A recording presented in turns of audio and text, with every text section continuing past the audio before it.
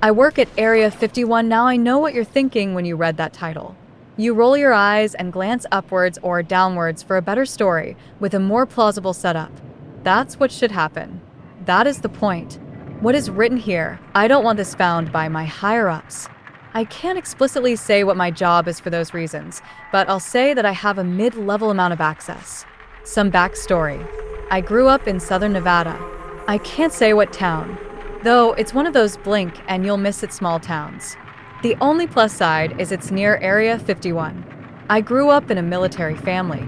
They were always moving around, and I just happened to pop out of my mom in Nevada. My dad was a pilot, so they transferred him to Area 51. He'd take his little white truck and drive away at 10 p.m., and he'd always get home around 4 a.m. the next day. I'd always ask him about his work, but he'd stay quiet about it. Mom always told me not to talk to him about it, and that left me bummed out. It also made me more determined to get a job there. I was slightly disappointed when I first started out. Contrary to popular belief, we do fly a lot of low-tech stuff here. It's a military installation. What do you expect? Aliens aren't just walking having coffee with my coworkers, and sadly, I haven't seen any in my whole time working on the base. I will say, however, there has been some weird stuff happening as of late, so I want to get this out in case something were to happen, and 2, I can't really talk about it to other people, which is why I appreciate the anonymity of Reddit. I started working there as my dad retired and became a part of the Roadrunners Club. They put me through so many tests and polygraphs. There is so much security there. You aren't even allowed to sign your real name for anything. Checks come to you from proxy companies, which I won't name.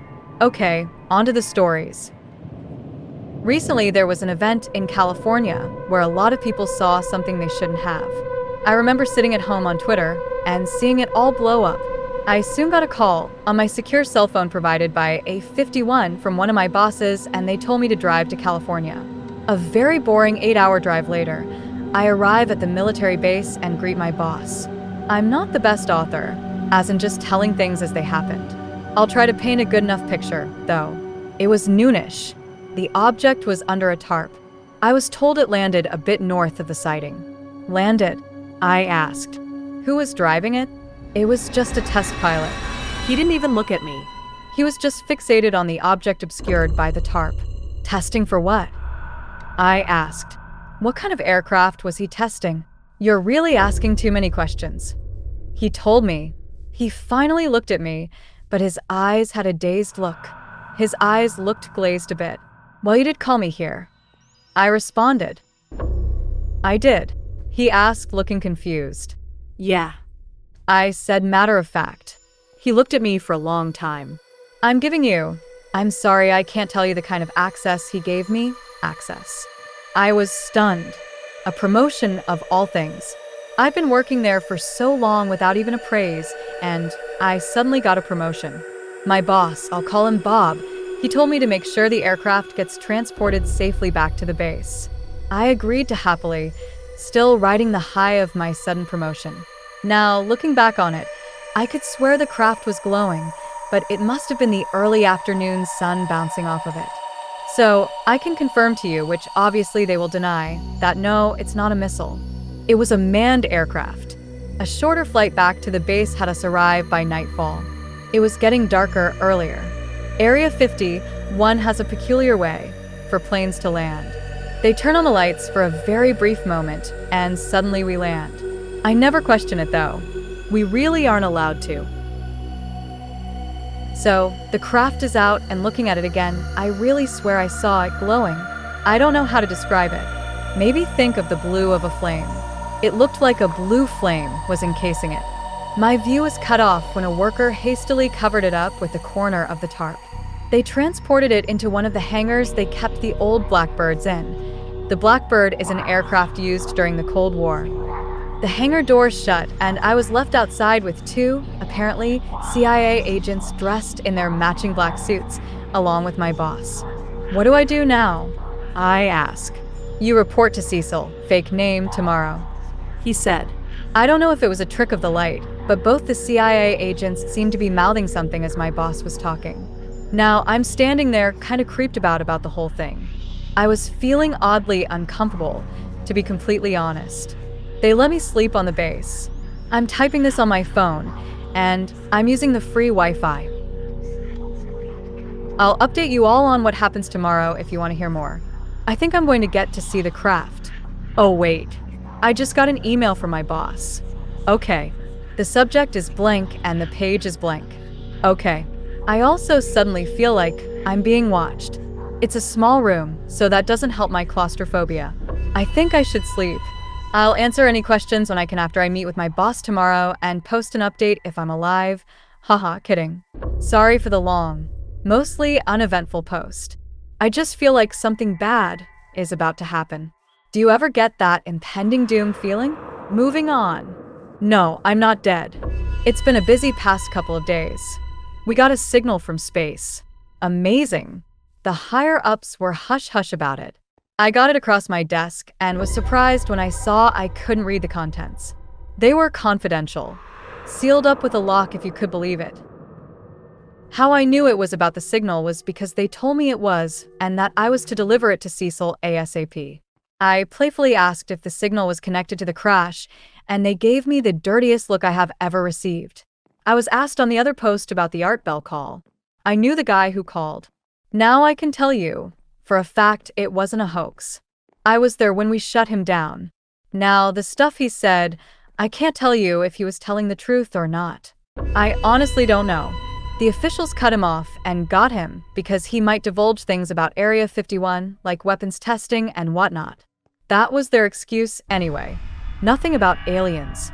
Though we have had a lot of switches in power since that day, along with what I told you about Bob being taken away for something by those nice CIA agents. Someone called to say it was a hoax later just to make sure people didn't believe the crazy things he said. I didn't believe anything he said, but now I'm having second thoughts. People have been asking me in detail about the work here. As much as I want to tell you, there isn't much I can tell you without triggering the filter that searches the wireless network. Yes, Area 51 has Wi-Fi. Once you get past the snipers and the landmines and the trap holes, it's pretty relaxed around here. It was a mess when Pokemon Go released. You wouldn't believe all the stuff on base. Anyway, a lot of people got in trouble for playing. I don't have any interesting stories to tell you besides the missile, so I asked around. I checked in the mess hall. Frank has been down to ground -2 under the west hangar. At first I thought he was bullshitting me, as you would think if someone told you there were anti-gravity machines and literal working laser weapons with short cartoony beams and everything. He told me when he asked where they got this stuff, they said they made it. I asked him who they were. He told me the short gray-skinned men that worked there. Aliens? I asked jokingly. Yes. He said seriously. Seriously, Frank. I said, prodding him. He looked like he wanted to continue, but the CIA men were over my shoulder by the food bin. They looked different today, but I couldn't quite put my finger on it. We went back to eating. I asked my new friend Steve about the Men in Black, and what he thought of them. Loved that movie. He said, no, the CIA Men in Black over there. I nodded in their direction. Oh, he said through a mouthful of sandwich. Those aren't CIA, are you stupid? CIA don't look like. And then he stopped mid-bite, his eyes glazed over. Yeah, no, those are CIA. He went back to quietly eating his sandwich, ignore me and staying silent for the rest of the time. I got curious. I went home for the day, taking the shuttle into Vegas, and then back to my house. I Googled search Men in Black occurrences. Now here I am, surfing Reddit, going through Men in Black conspiracies. It's been 6 hours since I've typed the above paragraph. They're on to me. I'm going radio dark permanently after this, but I want to tell you all what happened before I leave so that my record is out there. If this is posted without a proper ending, know that they got me and I had to press send as quickly as I could before destroying the phone. They followed me back to my house. Those things. The CIA agents. I don't have curtains, so when I look up, partially blinded by the light screen of my phone, I swear I see the outline of something outside. It's late, and I knew I saw a darker shade of black that quickly darted out of the way. It made my skin crawl. I quickly went around to make sure everything was locked up tight. I got to the back door. The knob rattled for like 5 seconds before stopping. I heard them outside. They weren't talking English. I pressed my ear to the door to see if I could hear them better. Bang! Something hit the door, which made me fall backwards. I scrambled to grab my car keys and a kitchen knife. I then switched off all the lights. I had a plan. I unlocked the front door and ran into my bedroom, which is closest to the front door, and hid in the closet. They took the bait and opened the back door slowly. I didn't hear anyone enter, but in the darkness outside my bedroom, I heard rustling, some clanging, and the opening of drawers and doors. My bedroom door opened. I got ready. I heard the gibberish. Oh God, that gibberish will be ingrained in my head forever. The closet door began to open. I came out screaming and slicing like a madman on bath salts. I think I hit it because I knocked something out of the way, and it screamed, if I could call it a scream, as I blindly ran to my car and started it up. It started fine. Fuck horror movie cliches. I looked out the back of the car, and there they were standing there in my way. One suit was cut a bit. A bit of dark liquid soaked the cut. I hit the gas and ran right into them. Not a sound was made. No tump. No skeal. Nothing. I was on the road. Safe for then. I'm never going back to Nevada again. I'm sitting at a roadside gas station getting gas now. Sitting in my car. The clerk was nice. Saw I was having a rough night and gave me a free Kit Kat bar, my favorite candy ever. So here I am, on the run from freaking weirdos and eating a Kit Kat bar, typing this story to you all half expecting you'll believe a word of it. These guys, they're really out there. These men in black. Tella imposters.